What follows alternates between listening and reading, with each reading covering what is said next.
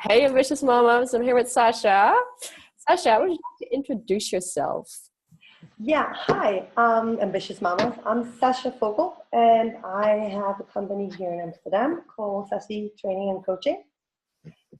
And I'm from Denmark. I'm 41 years old, and I've lived here for 2 years. 2 years. There you go. So you're fully integrated then. Oh, I don't speak Dutch yet, but I want to learn. Respect, because it's like probably one of the most useless and difficult languages in the world. There's not that many of us, and really, sorry for making you go through that. You know what? One of the reasons why I've been a little hesitant to learn the language is because I'm Danish. That's a minority language. And if I have to learn Dutch, that's my second minority. Yeah. And it's kind of like, couldn't it just be French or Spanish or Italian or something? Yeah. Chinese is a good one nowadays. But Oh, that's anyway, a good one as well, yeah. yeah. So tell us a little bit about Sassy coaching and why you started it, really. What's the why behind it? Well, I have a long line of experience and knowledge in the educational world. I used to work as a teacher and I have a teaching degree for a long time. And I found that I have always been passionate about teaching and training and coaching. But what I really love to do is all this, but for teen girls, to empower them to be courageous, to be confident, to be clear about their goals and their dreams, and enable them to actually go after that without being fearful or being afraid of failure or yeah. So I started this business, and initially I started it as a teen coaching business, where I would work with schools. I still do. I work with schools, and both in Denmark and here in Holland. And I also work with boys on my mentoring programs, which are all online. Unless you are here in Amsterdam and you really want to work one-on-one in my office, that's also a possibility. Yeah. But then I just started thinking, well, it's been in the back of my mind since I started the business a couple of years ago. I started it a couple of years ago, and then I launched it in January last year, and I changed directions in February, had a mentor so I could build the business, and then I have slowly built it up to what it is today. Yeah. And the teen girls, they just need our help.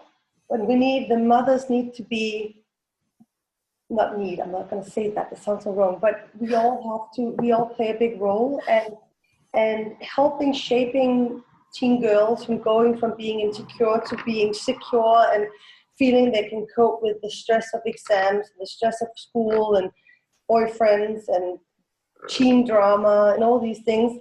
It is really amazing. So what I did was to get closer to the girls and also the mamas.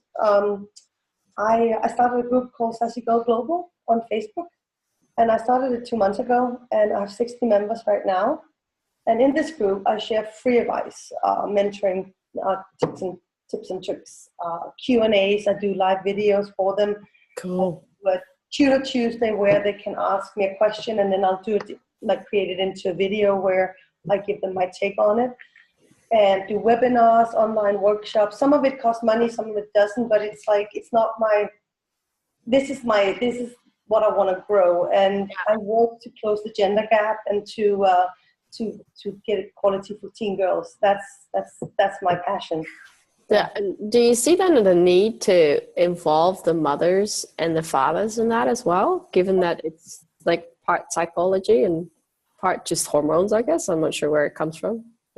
Yes, of course. And being a step parent of a teenager, it's a boy, and I have a tween girl.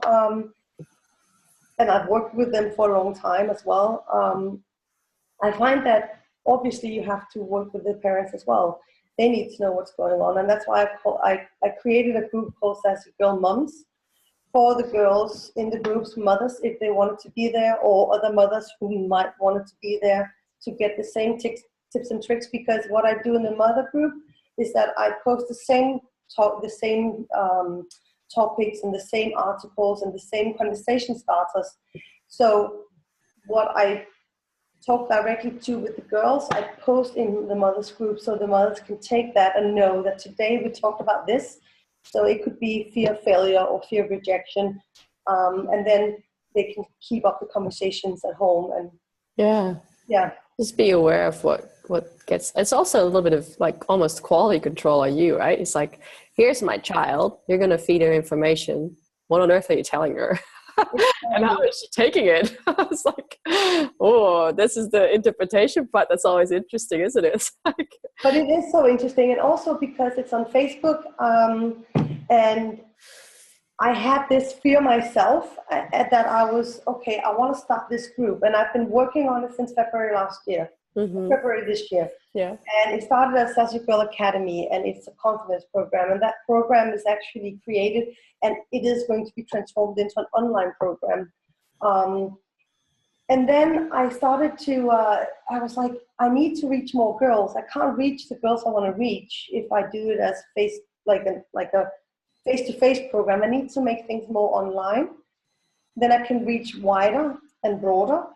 And then I was like, okay, what's the next thing? Okay, I know about being like safeguarding and all these things we have to do as being part of the teaching world.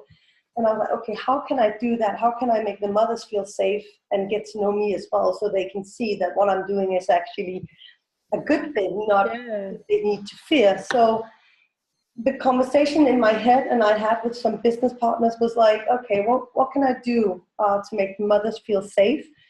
Because I don't want the mothers in the groups, because the teenage girls they're not gonna interact with me if the mothers are in that group.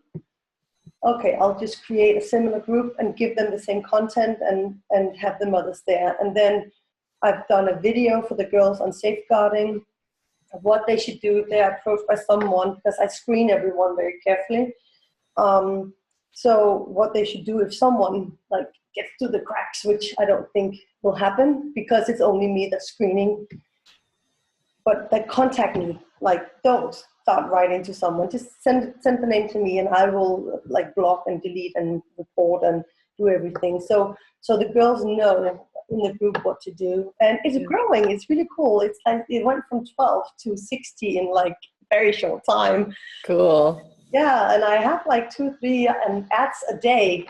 So I think there's really a big need for this. Yeah, that's excellent. It's really cool. I love it. And are the mothers engaging as well? Like, are they responding, saying, oh, thank you? Or are they saying, oh, that's interesting, I didn't think of that? Because that's, to me, like, you know, the engaging with the girls is one thing, but then having the mothers say, yep, it makes sense, or I didn't think about it that way, or... I haven't, because this happened, when was this? I started the group a couple of months ago. And I invited all the Danish teenage girls I knew, because I know a few from working in Denmark. I wanted to see how they were responding. So everything started in Danish.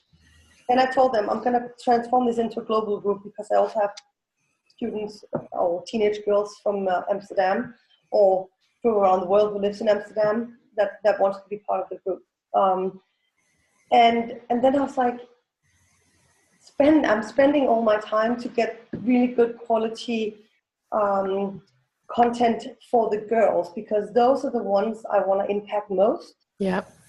So I haven't spent as much time engaging the mothers. I do write a post once a week for the mothers where I welcome new members, tag them, try to get them to interact. But that group is a little more quiet. It's not. Yeah, it's more informative.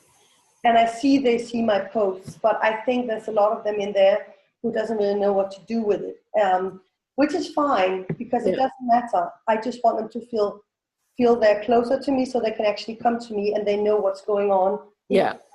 In the group. Yeah. Cool.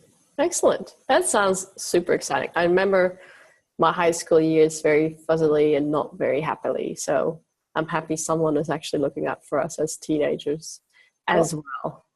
I was bullied when I was in school, and I remember it wasn't until I was 30-something, it was before I moved to Amsterdam, a few years before, that I actually confronted my high school bullies.